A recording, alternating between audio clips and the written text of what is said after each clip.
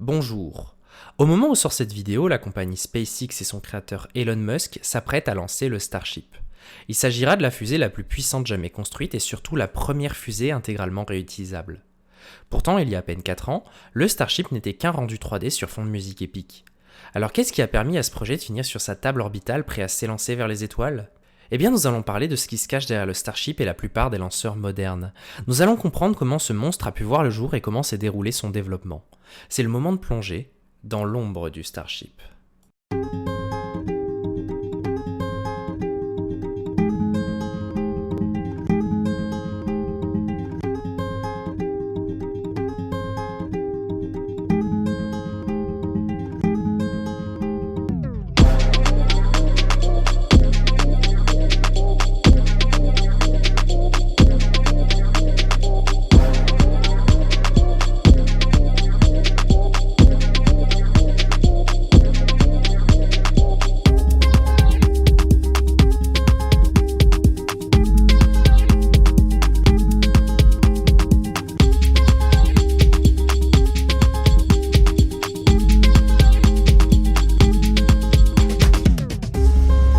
Elon Musk.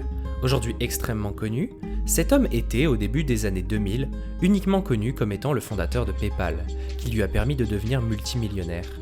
En 2001, Elon Musk a effectué un don de $100 000 à la Mars Society, une organisation à but non lucratif qui promeut l'expansion humaine de Mars.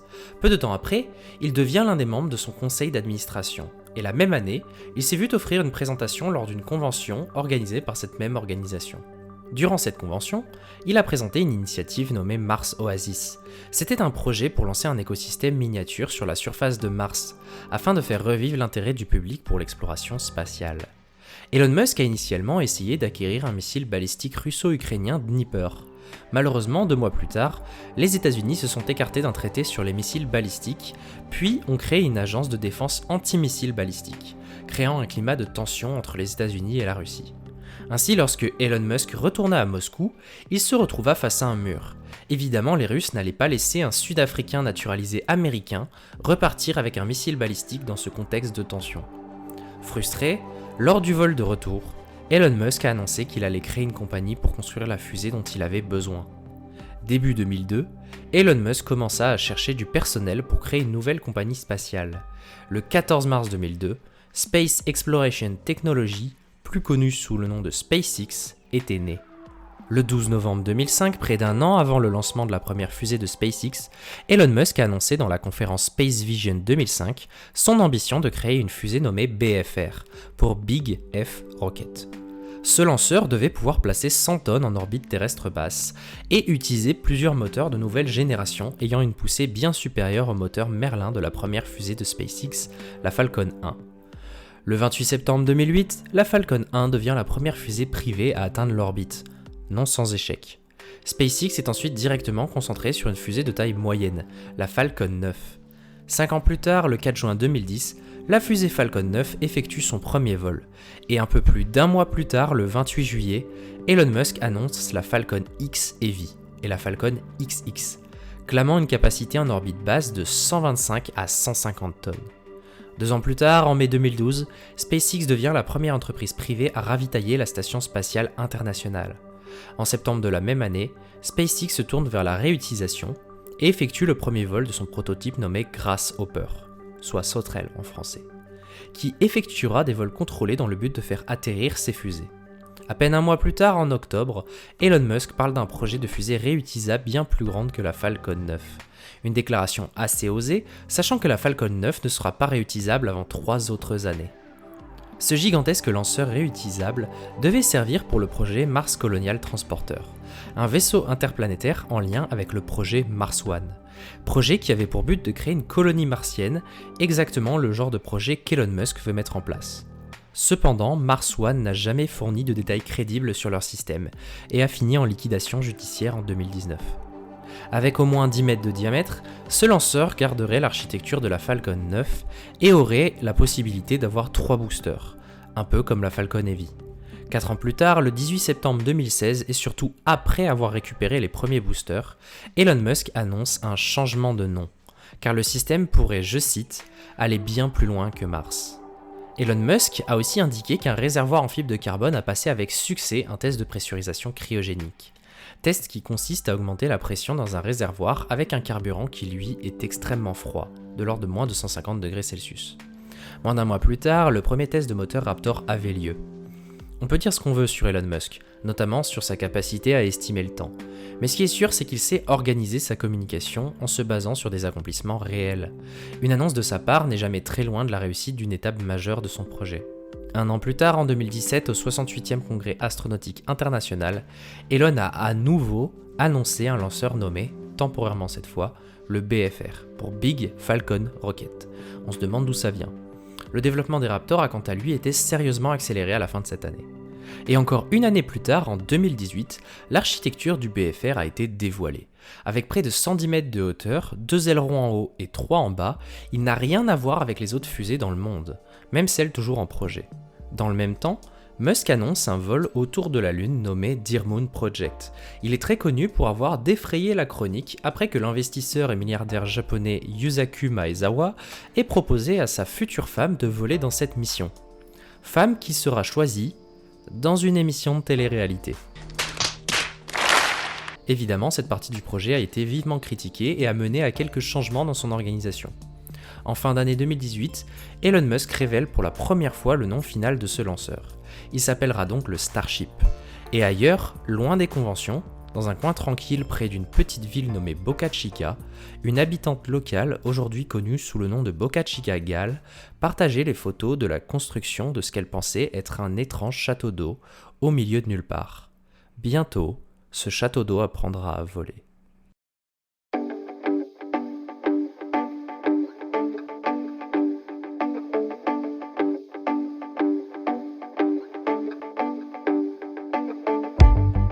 Décembre 2018 marque le début de la construction des premiers prototypes du Starship.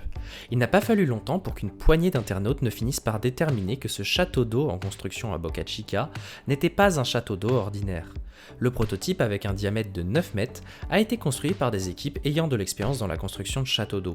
Ces premiers prototypes en acier devaient servir comme un moyen de construire et modifier le design du Starship tout en restant peu cher à mettre en place.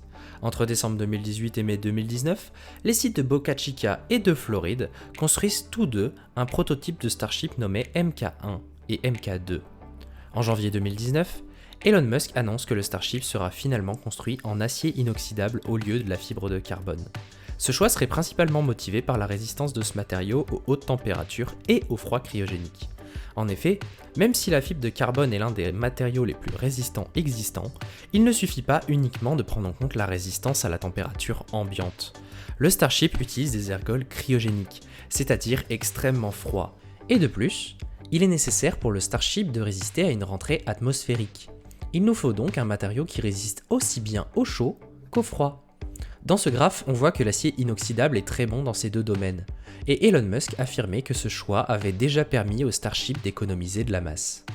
Ce choix a aussi été motivé par la facilité de construction et le prix de l'acier inoxydable. En effet, le prix au kilogramme de l'acier inoxydable est d'à peine 3 $, alors qu'il équivaut à plus de 150 $ pour un kilogramme de fibre de carbone.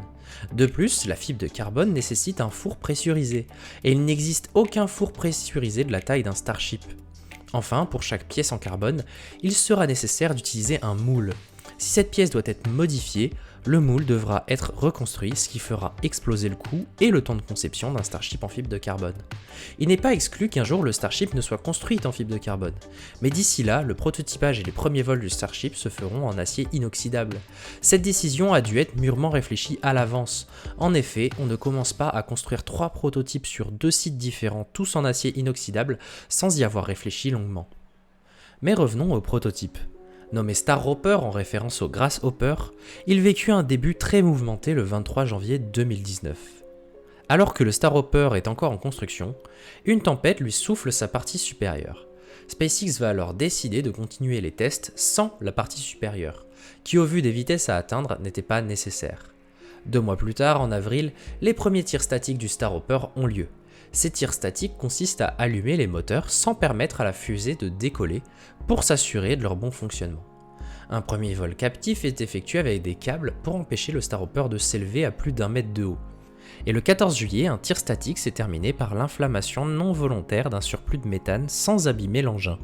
Le 24 juillet, le premier vol du Starhopper a été abandonné à la dernière seconde suite au démarrage du moteur Raptor. En effet, c'était uniquement dû à un problème d'allumeur. Le système d'allumage pyrotechnique permettant d'enflammer le carburant une fois arrivé dans la chambre de combustion n'avait pas fonctionné. Le lendemain, après un remplacement du système d'allumage, le Starhopper a effectué son premier vol qui a culminé à environ 20 mètres. C'est la première utilisation d'un moteur Raptor en vol. Le 27 août, un second vol permet au Starhopper de s'élever à plus de 150 mètres, d'effectuer une petite rotation sur lui-même, puis d'atterrir à environ 100 mètres de son pas de tir. Cependant, ce vol qui paraît pourtant être un succès total, ne l'était pas vraiment. À la fin du vol, la couleur des flammes du Raptor devient jaune. La raison principale pour ce changement de couleur vient d'un manque de méthane dans le mélange. Le moteur utilise du méthane et de l'oxygène pour fonctionner.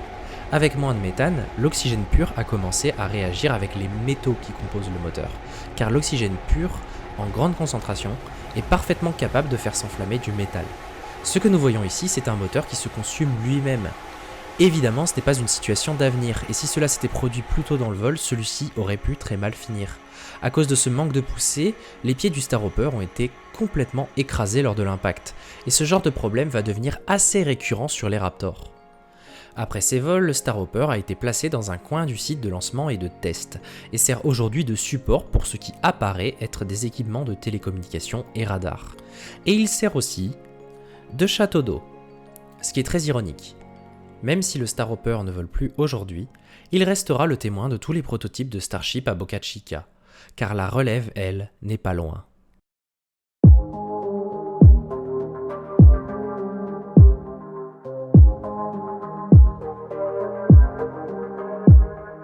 Après les premiers vols du Starhopper, le développement des premiers prototypes du Starship s'est accéléré. Le prototype Mk1, dont la construction a commencé en parallèle du Starhopper, a premièrement servi de publicité géante lors d'une conférence publique le 28 septembre 2019. SpaceX lui a ensuite retiré sa partie supérieure et a effectué des tests de pressurisation cryogénique. Jusqu'au 20 novembre 2019. La partie supérieure du réservoir s'est élevée à environ 150 mètres d'altitude, soit peut-être même plus que le Starhopper.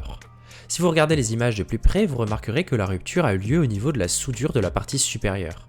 En effet, lorsqu'on voit le prototype Mk1 et son frère le prototype Mk2, on remarque que la finition des soudures n'est pas incroyable. Cela provient principalement de la méthode de soudure utilisée. Les premiers anneaux du Starship étaient composés de 5 plaques courbées, soudées entre elles, en utilisant une technique de soudure à l'arc au fil fourré. Lorsqu'on soude de l'acier inoxydable, on fait fondre 2 métaux jusqu'à leur point de fusion. Puis on ajoute un peu de matière pour remplir les trous et bulles qui peuvent se créer durant le processus. Du gaz est généré par la partie extérieure du fil fourré afin d'éviter que l'oxygène de l'air n'interagisse avec le métal en fusion et ne l'oxyde, c'est-à-dire crée de la rouille. Enfin, et cette étape est extrêmement importante, il faut poncer l'excédent de matière pour éviter que les micro-fissures ne se propagent dans la pièce et ne finissent par l'endommager. En théorie, la soudure ainsi créée est aussi résistante que le métal lui-même, sauf que les tests ont montré le contraire. Ainsi, à partir du Starship Mk3, les anneaux du Starship seront créés d'une pièce et les soudures seront effectuées par une méthode nommée soudure au type TIG, qui permet de souder de manière beaucoup plus localisée et précise. Cette technique de soudage a été créée en 1999 par un ingénieur australien. Elle reprend la technique de soudage TIG, où une électrode crée un arc pour chauffer le métal, protégé par du gaz émis par la torche. À cela s'ajoute un dispositif pour introduire le fil sur le côté et lui donner un second arc électrique. En faisant vibrer le fil très rapidement, cette agitation permet d'obtenir un bain, partie liquide de la soudure, beaucoup plus fluide et évacuer les impuretés et gaz contenus dans la soudure. En plus de cette nouvelle technique de soudage, SpaceX utilise maintenant des systèmes de soudure robotisés pour encore améliorer la qualité de leur soudure. Ils ont d'ailleurs probablement abandonné la soudure type TIG pour passer à une soudure laser, permettant une pénétration bien plus importante de la chaleur, ce qui évite d'avoir à effectuer plusieurs passes. De plus, il faut savoir que l'acier utilisé dans le Starship est passé par un processus appelé laminage à froid, qui étire les grains de l'acier. Cela permet d'obtenir un acier dont la limite d'élasticité est bien plus haute, donc le matériau risque moins de se déformer et rompre. Et en plus, augmente la dureté du métal, en gros la résistance à l'impact. Cependant, lorsque l'on soude cet acier, la chaleur permet à ces grains précontraints de revenir en place. SpaceX utilise alors une machine de planage pour aplanir les grains à nouveau, et en profite pour se débarrasser des micro-fissures et faire d'une pierre deux coups. Ici on voit bien la différence de finition entre le Starship SN1 à gauche et le Mk1 à droite. En octobre 2019, le prototype Mk4 est pour la première fois aperçu sur le site de Floride. Cependant, un mois plus tard, le site de Floride est abandonné, on en reparlera, et quelques pièces encore utiles sont envoyées par barge à Boca Chica, pour aider à la construction du prototype Mk3 dont on vient de parler et qui deviendra le SN1 pour Ship Number 1 ou Vaisseau numéro 1. En ce début d'année 2020, l'activité à Boca Chica est intense. Le TT1 était un petit réservoir qui a permis de tester une nouvelle méthode de construction. Il a été testé jusqu'à rupture le 10 janvier 2020 durant un test de pression à l'eau jusqu'à 7.1 bar. Sachez que la majorité des fusées ne dépassent pas les 4 ou 5 bars. Ce test prouve aussi que les modifications apportées n'ont pas été vaines. Le 23 janvier du même mois, un réservoir de tête, donc situé sous le nez du Starship, a effectué une série de tests de pressurisation qui ont duré plusieurs jours. Le 25 janvier, soit 3 jours plus tard, il est testé jusqu'à rupture pendant un test de pressurisation à l'eau. Le 27 janvier, un troisième réservoir est testé à Boca Chica. Après une petite réparation due à une fuite, il sera testé jusqu'à rupture le 29 janvier avec près de 8.5 bars, soit 1,4 fois la pression normale prévue dans le Starship qui est de 6 bars. Le SN1 dont on a parlé précédemment a commencé son assemblage en février 2022, après les tests des différents réservoirs. Le 28 février, il sera détruit lors d'un test de pressurisation. Et ce n'était pas volontaire. Le design du Starship avait un défaut dans la structure de reprise de poussée en bas du réservoir. En ce même mois de février, des parties du SN2 ont été aperçues, mais suite à l'explosion du SN1, le SN2 sera requalifié comme un réservoir de test. En effet, le SN2 va servir de test pour vérifier que les problèmes rencontrés lors des tests précédents n'arrivent plus. Le SN2 va donc avoir une taille plus petite qu'un Starship, mais contrairement au réservoir de test précédent, possédera la structure de poussée associée. Et contrairement à la plupart des Starships, le SN2 ne va pas exploser. Le 6 mars, il passera le test haut la main et sera mis à la retraite sur le site de production. Fin mars, un nouveau prototype de SN3 roule déjà vers le site d'essai de Boca Chica. Le 2 avril, la campagne d'essai commence.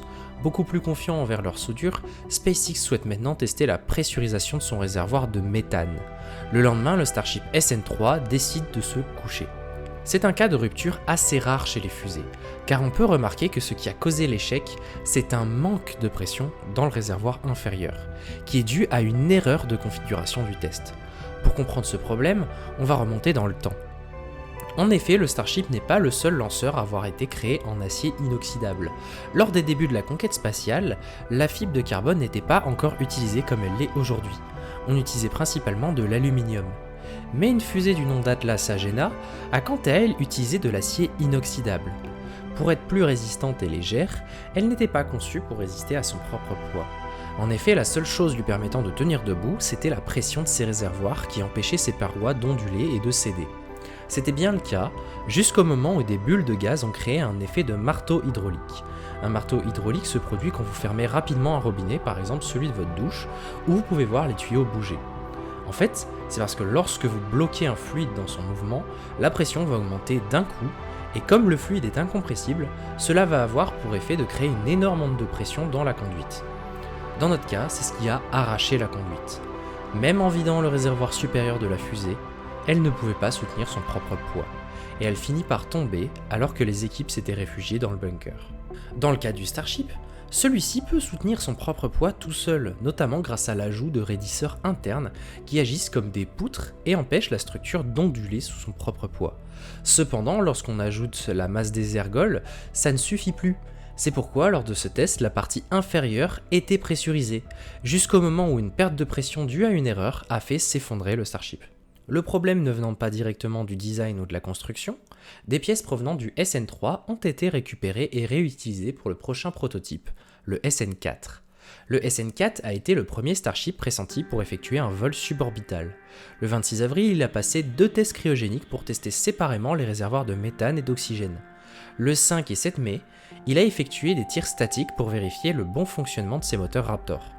Après ces tests, un Raptor a été désinstallé, probablement car il ne fonctionnait pas correctement. Un nouveau test cryogénique a été effectué le 19 mai. Lors de ce test, une fuite de méthane sur une conduite de carburant au sol s'est enflammée et a causé beaucoup de dommages aux installations sol et a complètement détruit une bonne partie des câbles de contrôle reliés au Starship. Sachez que dans ce genre de test, lorsqu'une coupure de la connexion a lieu, il est toujours fait en sorte que le système revienne dans un état sûr. Donc au moment où ils ont perdu la connexion, le vaisseau était déjà en train de se mettre en sécurité tout seul.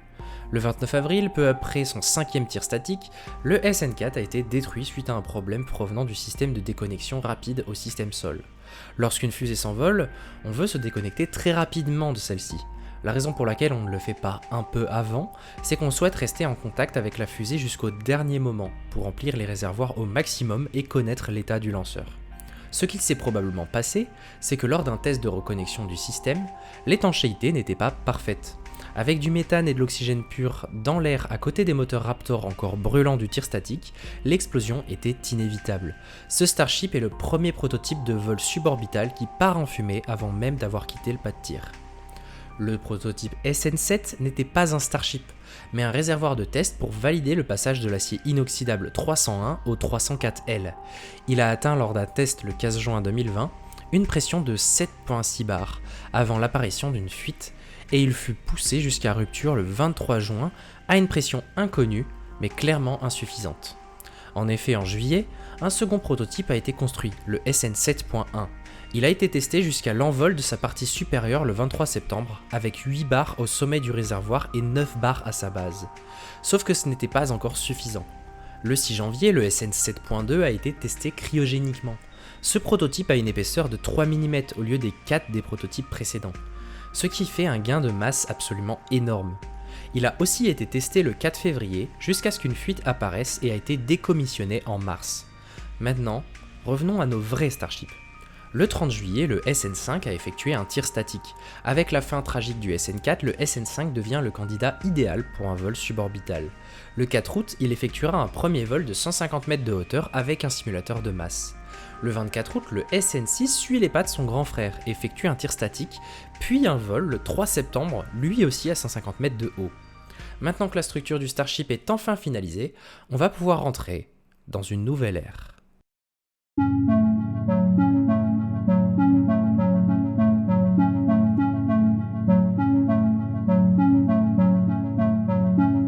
Dire qu'à cette époque SpaceX a accéléré sa production serait un euphémisme. En juillet, SpaceX a commencé à construire le SN8 et en août le SN9. En septembre, c'est au tour du SN10, SN11 et SN12 de commencer à être construits. En octobre, c'est au tour du SN13 et SN14.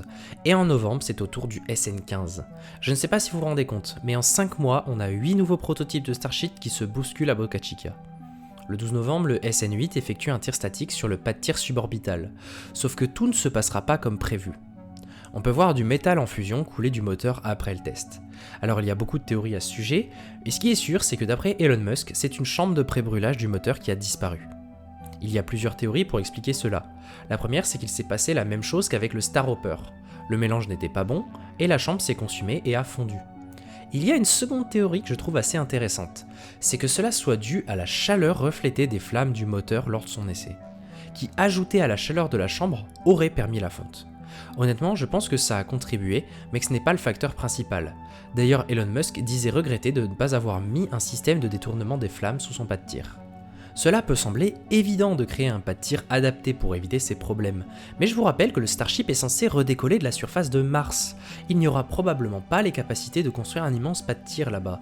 En testant les capacités du Starship ici sur Terre, SpaceX apprend beaucoup des problèmes qu'ils vont rencontrer là-bas, et ils font encore une fois d'une pierre deux coups. Toujours sur le test du SN8, ce problème de moteur a empêché la dépressurisation des réservoirs. Lorsque le carburant cryogénique se réchauffe, il prend plus d'espace et en cas de problème, peut être évacué pour empêcher une explosion. Mais avec les dégâts occasionnés, c'était impossible et le SN8 est doucement monté en pression. Heureusement, un système de sécurité nommé Burst Disc était présent. C'est une feuille de métal coupée très précisément pour qu'elle cède au-delà d'une certaine pression. C'est ce dispositif qui a sauvé le SN8 d'une explosion certaine, et dans l'incident, SpaceX a pu s'assurer de la robustesse de ses soudures. Début décembre, c'est au tour du SN16 et SN17 d'être commencé, et le même mois, on a aperçu les premiers composants des boosters. SpaceX a commencé à accélérer, ce qui entraîne des erreurs. Le 11 décembre, le SN9 tombe dans son gigantesque hangar qu'on nomme le High Bay, et il va avoir besoin d'un aileron de remplacement. C'est très probablement la plateforme qui soutenait le SN9 qui s'est effondrée. On ne sait absolument pas pourquoi, et c'est assez grave. En effet, on parle d'une rupture dans un environnement contrôlé avec des gens à proximité. Cela aurait pu très mal tourner. Fort heureusement, personne n'a été blessé. Heureusement, SpaceX avait de quoi se consoler. 2 jours avant l'incident, le 9 décembre, le SN8 effectuait le premier vol suborbital. Pour un premier vol, que j'ai vu en direct, je ne pensais honnêtement pas que le Starship serait capable de décoller, de se coucher et d'arriver précisément sur la zone d'atterrissage du premier coup. Cependant, l'atterrissage ne s'est pas vraiment passé comme prévu. Et c'est une répétition ironique de l'histoire, car c'est exactement le même problème qui avait touché le Starhopper. En effet, la pressurisation du réservoir de tête de méthane n'était pas suffisante pour que le moteur ait suffisamment de méthane lors du réallumage. Il a alors commencé à se dévorer de l'intérieur, et la couleur verte provient de la combustion du cuivre qui tapisse l'intérieur de la chambre de combustion du moteur. Avec trop peu de poussée, même si la manœuvre était quasiment parfaite, l'impact au sol a été trop brutal, et les vapeurs d'oxygène et de méthane dans les réservoirs ont pris feu, créant cette explosion. Mais pourquoi la pressurisation du réservoir de tête n'a pas fonctionné ? Dans la majorité des fusées, on utilise des réservoirs externes nommés COPV, pour Composite Overwrapped Pressure Vessel. Ceux-ci utilisent de l'hélium pour pressuriser les réservoirs. L'avantage de l'hélium, c'est sa légèreté, sa capacité à rester sous forme de gaz dans un environnement très froid, et le fait qu'il ne se dissout pas dans les ergols. On ne veut pas essayer de brûler de l'hélium, le moteur ne va pas aimer ça.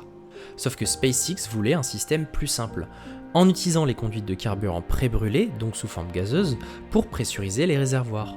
Sauf qu'il faut que les moteurs tournent pour créer cette vapeur, et apparemment, au moment où les moteurs se sont rallumés, il n'y avait plus assez de pression dans le réservoir de méthane. SpaceX a donc décidé, comme solution temporaire, de rajouter des COPV à ses Starships pour continuer les tests. En janvier, un nouveau Starship, le SN18, a été commencé.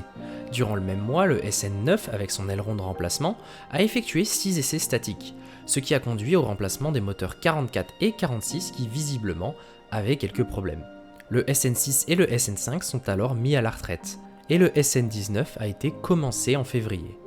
Le SN9 a quant à lui effectué un vol suborbital de 10 km le 2 février, sauf qu'il n'est pas allé aussi loin que le SN8.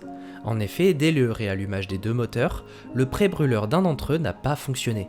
Avec uniquement un moteur, le Starship est devenu totalement incontrôlable et est allé s'écraser dans la zone d'atterrissage.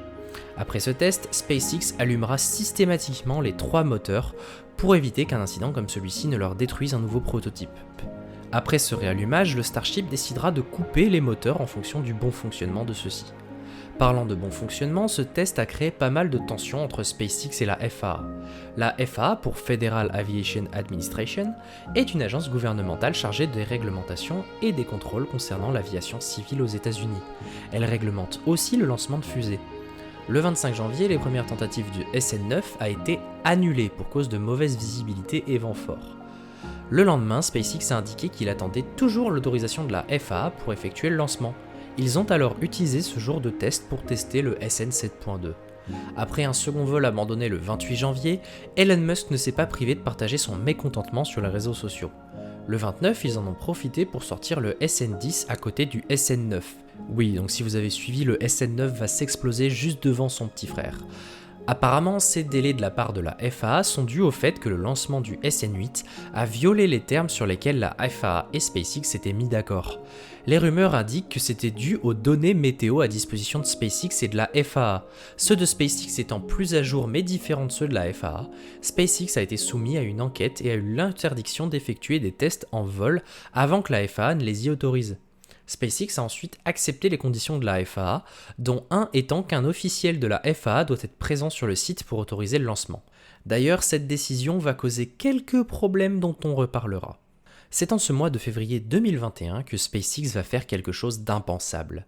Ils vont démonter les prototypes SN12, 13 et 14. Elon Musk a annoncé que de finir ses Starships ne serait pas utile. Ce choix a été motivé par le très bon vol de SN8 et le fait que le SN15 apportait beaucoup d'améliorations significatives au prototype. Le SN15 a permis d'apporter des systèmes électroniques embarqués améliorés, une jupe arrière améliorée, c'est cette partie juste en dessous du réservoir, Et enfin, on trouvera une antenne Starlink sur le côté du SN15, probablement pour la transmission de données. Le 8 février, le SN10 a eu droit à un test cryogénique. Le 23 février, il a droit à un tir statique, puis à un changement de Raptor défectueux. Le 25, il a droit à un second tir statique. Et en mars, le SN20 est commencé. Le 3 mars, on a eu droit à un vol incroyable du SN10.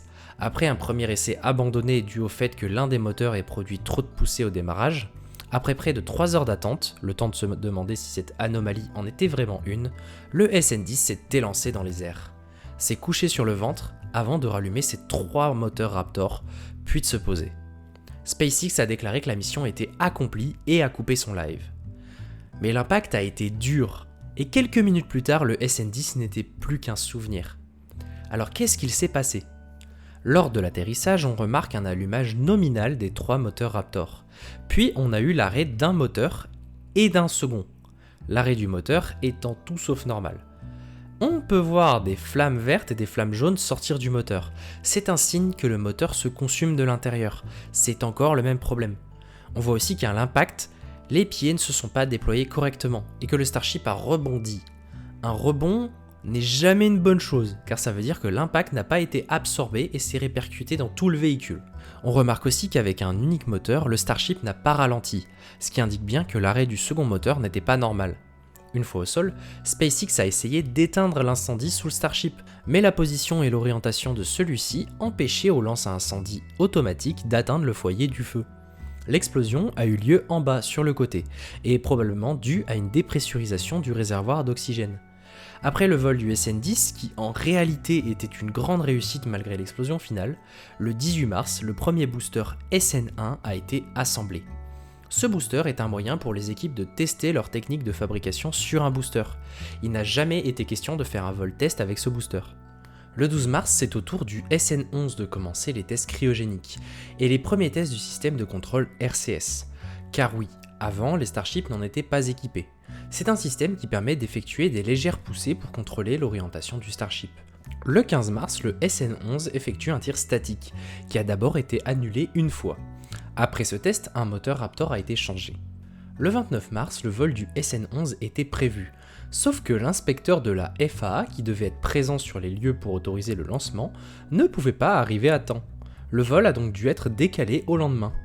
Je parlerai plus longuement de l'histoire entre SpaceX et la FAA, mais en 2020, en plein Covid, je ne comprends pas pourquoi la FAA ne pouvait pas simplement faire un appel à distance dans la salle de contrôle de SpaceX pour approuver ou non le lancement. La FAA et SpaceX ont leur tort dans cette histoire, mais c'est quand même incroyable qu'on en vienne à annuler des vols pour ces raisons. Le 30 mars, le vol test du SN11 a eu lieu, et tout le monde espérait voir un Starship se poser enfin en sécurité sur le sol. Malheureusement, pour les gens sur place, la seule chose qu'ils ont vue, c'est du brouillard, puis un flash orange et une pluie de débris. Il y a eu beaucoup de commentaires sur ce vol. Premièrement, SpaceX est une entreprise qui fait des efforts très importants pour soigner sa communication. Après le vol du SN10, le SN11 était pressenti pour réussir. Ainsi, beaucoup de touristes sont venus à Boca Chica pour voir le vol de SN11. Et évidemment, ils n'ont rien vu. Les dernières images embarquées du Starship montrent les moteurs se rallumant et ensuite plus rien. Vous pouvez penser que l'important c'est que SpaceX effectue ces tests. Mais justement, lors de ces tests, il faut obtenir le plus de données possible. L'explosion a eu lieu au-dessus du pas de tir. Elle est peut-être due à l'explosion d'un Raptor ou une autodestruction automatique. Mais du côté de SpaceX, des sources affirment que le système d'autodestruction n'a pas été activé. Cependant, il est possible qu'il se soit activé et ait détruit la télémesure, le système qui transmet les données du Starship, avant qu'il ne transmette l'ordre. Dans ce cas, ça veut dire que SpaceX n'avait aucun moyen de savoir ce qui a mal tourné. Lors de ce test, des caméras qui ont été installées par des youtubeurs dans les terrains à côté du site de lancement ont été déconnectées par la chute de débris. Mais l'enregistrement, lui, était encore intact. Certaines sources indiquent que SpaceX a demandé à ces youtubeurs de leur transmettre les vidéos. Cela veut dire que SpaceX n'avait pas de système performant pour voir à travers ce brouillard. Et quand on teste, le retour d'expérience c'est le plus important. Je pense honnêtement que pour ce vol, SpaceX s'est laissé emporter par le vol du SN10 et a confondu vitesse et précipitation. En soi, c'est une leçon et SpaceX ne risque pas de refaire la même erreur deux fois. Le 30 mars, le booster BN1 a été démonté. Début avril, Elon Musk a annoncé publiquement la possibilité pour le Starship de devenir un système de transport terrestre. Je vais tout de suite couper court au sujet, on en reparlera, mais sachez que la FAA ne voit pas d'un très bon œil l'idée que des civils se baladent dans des missiles balistiques de 50 mètres de haut. Les capacités du Starship sont très nombreuses, et sachez que c'est une des nombreuses applications que pourrait effectuer le Starship, mais ce n'est absolument pas la raison principale de son existence. Le 9 avril, les réservoirs principaux du SN15 ont été testés cryogéniquement, puis le 12 avril, c'est au tour des réservoirs de tête. Le 26 avril, le SN15 effectue un tir statique avec ses réservoirs principaux, et le lendemain, un tir statique avec ses réservoirs de tête. Le 5 mai 2021, le SN15 s'élance enfin vers le ciel, et pour la première fois, tout va bien se passer. Le Starship va embrasser le sol, se posant sans aucun dégât. Le retour vidéo s'est grandement amélioré, et on pense que c'est principalement dû à l'installation d'une antenne Starlink. D'ailleurs, le placement de la caméra est incroyable. Je vous rappelle quand même que le Starship a eu droit à seulement 7 vols, sans compter le Starhopper. Et on ne parle pas d'une petite acrobatie. Il est très étonnant que SpaceX soit déjà capable de telles prouesses. Après ce vol réussi, Elon Musk va annoncer un vol quasi orbital avec le booster et le ship pour une rentrée atmosphérique au large de l'île de Kauai, près d'Hawaï. Après ce vol réussi, Elon Musk changera la dénomination des SN en ship. Car maintenant, au-delà d'être capables de voler, ils sont capables de nous revenir.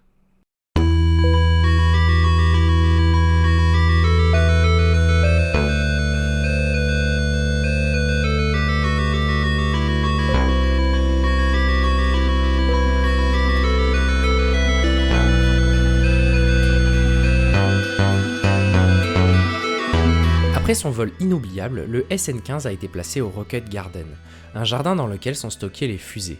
Et je pense qu'un jour, le SN15 finira dans un musée. Après le succès du SN15, SpaceX s'est écarté des essais suborbitaux. Les SN16, 17, 18 et 19, qui étaient des évolutions du SN15, ne sont maintenant plus nécessaires. Il a été évoqué de faire un vol hypersonique avec le SN16, mais cela a été abandonné. C'est maintenant au tour du SN20 d'être en lice pour devenir le premier vol avec le booster Super Heavy. Mais avant de faire un vol avec un booster, il faut le construire et surtout le tester. Le 4 février, on aperçoit les premières sections du booster BN2. Cependant, rapidement, le destin du BN2 a été changé. En effet, des pièces du BN2 ont été utilisées pour créer un réservoir de test nommé le BN 2.1. Ce réservoir de test, comme ceux du Starship, vont permettre de vérifier et améliorer la construction du booster. Le 3 juin 2021, le BN 2.1 a été déplacé dans la zone de test pour faire un test cryogénique. Ces tests vont se répéter le 8 et 17 juin. Le 25 juin, le BN 2.1 est alors démonté. À peine 4 jours plus tard, le 29 juin, le booster 3 a été complété au site de production. Et le 3 juillet, les premières pièces du chip 21 et du booster B4 sont aperçues. Le 13 juillet, le BN3 a été testé cryogéniquement et a effectué le 19, un tir statique avec 3 moteurs. Pour rappel, les boosters seront composés de 33 moteurs. On parle donc d'un test de petite envergure. Le même jour, les premières pièces du booster 5 sont observées. Le 1er août, le booster 4 est assemblé, et le lendemain, 29 moteurs sont installés sous ce booster, ainsi que les grid fins. Les grid fins, ce sont des surfaces de contrôle qui sont utilisées pour contrôler le retour du booster. Elles sont déjà utilisées sur les fusées Falcon 9. À cela près que les grid fins du Starship ne peuvent pas se replier, donc le Starship va décoller avec les ailerons du ship et les grid fins déployés. Honnêtement, j'ai hâte de voir un Starship décoller. Qu'importe le résultat du vol, cela va être spectaculaire. Et le 6 août 2021, après avoir placé le B4 sur sa table orbitale, le SN20 est placé au-dessus de celui-ci. C'est ce qu'on appelle le full stack. Avec cela, le Starship devient la fusée la plus haute du monde. Le SN20 a ensuite été renvoyé sur le site de production. Le 15 août, le BN3 a été décommissionné. Et le 23 août, un réservoir de test a été rempli d'ergols cryogéniques. Sauf que ce n'est pas un réservoir de Starship. C'est un prototype de réservoir pour la ferme à ergols, qui permet de stocker le carburant avant le vol. L'utilité de ce test n'a jamais été rendue publique. En septembre, les premières pièces du Ship 22 sont aperçues. Le 9 septembre, le booster 4 est déplacé sur la zone de lancement. Il est installé sur une table orbitale duquel va s'élancer les futurs vols du système Starship. Le 29 septembre, les premières pièces du B7 sont aperçues, et personne ne sait ce qui est arrivé au B6. En octobre, les premières pièces du Ship 23 et du booster 8, ainsi que le réservoir de test B2.1 sont aperçues. Le 28 octobre, le Ship 20 effectue des tests cryogéniques aux côtés du Booster 4. Durant ces tests, le Ship 20 perd des tuiles thermiques. Le Starship a besoin de ces tuiles pour survivre à la rentrée atmosphérique avant de se poser. Après ces tests cryogéniques, le SN20 a effectué des tests d'allumage, puis des tirs statiques. En novembre, les premières pièces du Ship 24 sont aperçues et le Booster 5 est complètement assemblé. Le 12 novembre, le réservoir de test B2.1 est testé en utilisant la dernière invention de SpaceX, le Can Crusher ou écraseur de canettes.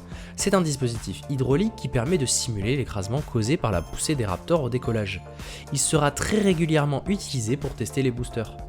Le 1, 2 et 3 décembre, le réservoir de test B2.1 a survécu à 3 tests cryogéniques. Et le 6 décembre, le B2.1 est démonté. Le 8 décembre, le B5 est placé au Rocket Garden. Il n'a rien fait de sa carrière, et d'ici la mi-2022, il sera décommissionné. C'est assez compréhensible dans une zone où les tempêtes sont assez violentes. Le 17 décembre, le Booster 4, toujours présent sur la zone de test, effectue un test cryogénique. Le 21 décembre, il en effectue un second, puis un troisième.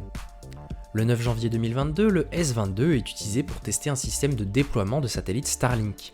On peut comparer ce mécanisme à un distributeur de PES, mais avec des satellites. Le 14 février, le S21 a été démonté, et son nez a été installé sur le S22, qui a ensuite été placé dans le Rocket Garden. En mars, le B4 a lui aussi été démonté, et le 31 de ce mois, le B7 a été placé sur la table orbitale pour des tests. Sauf que le B7, c'est la bête noire des boosters. En mars, le S23 a lui aussi été démonté, et des pièces ont été utilisées pour le S24. Le S24 est actuellement le Starship le plus abouti pour effectuer un vol quasi-orbital. Le 4 avril, le B7 effectue un test cryogénique. Le 8 avril, il est déplacé sur son nouveau stand de test spécial pour les boosters.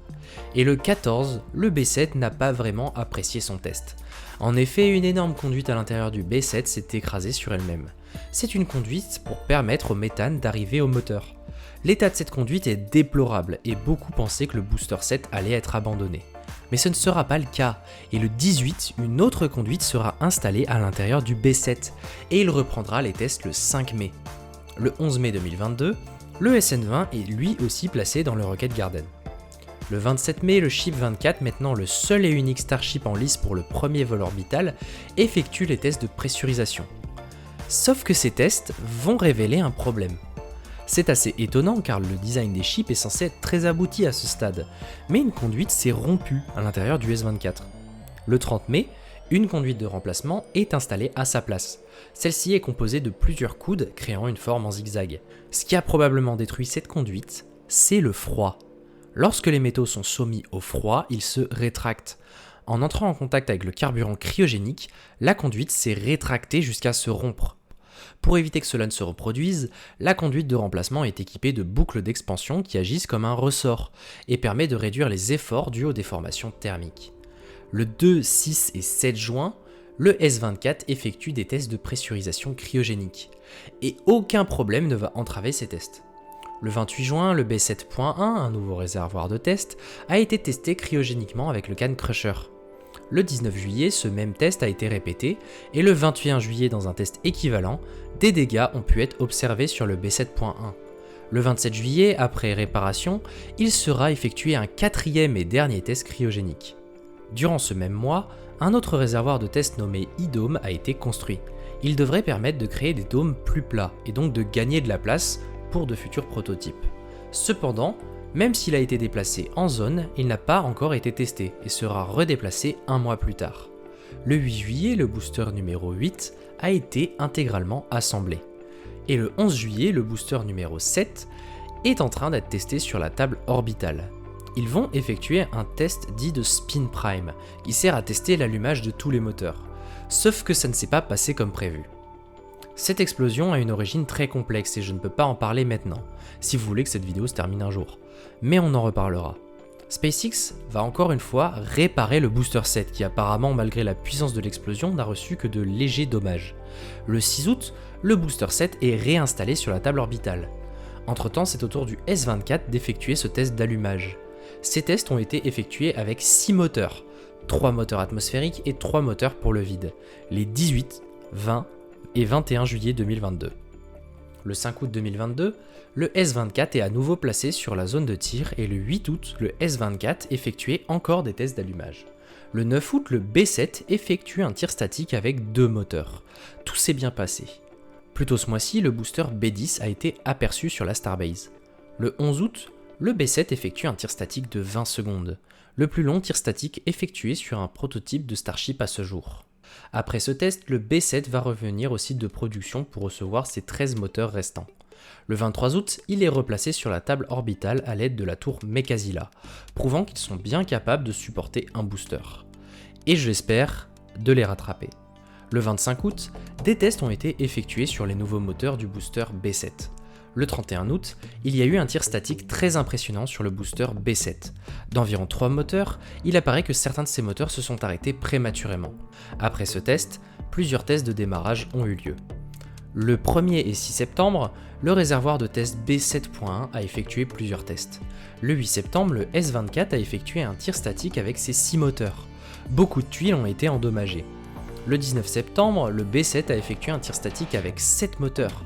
Après ce test, on voit que la table orbitale et le pas de tir sont très endommagés. Il va être nécessaire de les protéger car le booster possède lui 33 moteurs. Ces images de l'allumage des différents moteurs sont incroyables. Le même jour, le B8 effectue un voyage vers le site de lancement, et il y restera au moins jusqu'en octobre sur le stand de test des boosters. Le 21 septembre, le B7 est quant à lui retourné sur le site de production. Et le 22 septembre, le réservoir IDOM est déplacé sur le site de Massey près du site de production de Boca Chica pour être testé. C'est la première fois que des tests sont effectués hors de la zone de lancement. Le 30 septembre, le IDOM effectue un test jusqu'à rupture. Le 8 octobre, le B7 retourne quant à lui sur la table orbitale. Et ce même mois, le B7 et le S-24 vont à nouveau être stackés, puis testés cryogéniquement comme s'ils effectuaient un vrai lancement. Fin octobre, le IDOM, qui a été réparé après son premier test, a été à nouveau testé jusqu'à rupture. Le 31 octobre, le B8 est déplacé au Rocket Garden, et aujourd'hui il y est encore. Le 6 décembre, le B2.1 a été démonté. En janvier 2023, le B7 et le Ship 24 ont été une nouvelle fois assemblés et testés. Mais cette fois-ci, le but était de remplir intégralement les réservoirs du Starship avant le lancement. Après cela, le Starship 24 a été déplacé au Rocket Garden. Le 9 février, le booster B7 a tenté d'effectuer un tir statique de 10 secondes avec ses 33 moteurs Raptor. C'était le test que tout le monde attendait, un vrai tir statique de booster. Sur les 33 moteurs, 31 ont été correctement allumés, et le test a bien duré 10 secondes. L'un des moteurs a été volontairement écarté avant le test, et le second s'est éteint prématurément lors du test, probablement car l'ordinateur a détecté un problème. Il n'empêche qu'on est dans une toute autre mesure de fiabilité. Quand on compare au premier vol du Starship, la fiabilité des moteurs a beaucoup évolué. C'est le moment où l'écriture de cette vidéo s'arrête. À l'heure actuelle, un lancement de Starship est pressenti dans très peu de temps, probablement durant ce mois d'avril. Lors de ce lancement, je serai en live sur ma chaîne YouTube, et je pourrai répondre à toutes vos questions. Mais d'ici là, il va falloir patienter. J'espère vous avoir aidé à comprendre comment SpaceX a réussi à développer ses prototypes aussi rapidement, et quelles sont les leçons qu'ils en ont tirées. N'hésitez pas à partager et à vous abonner pour voir les prochaines vidéos.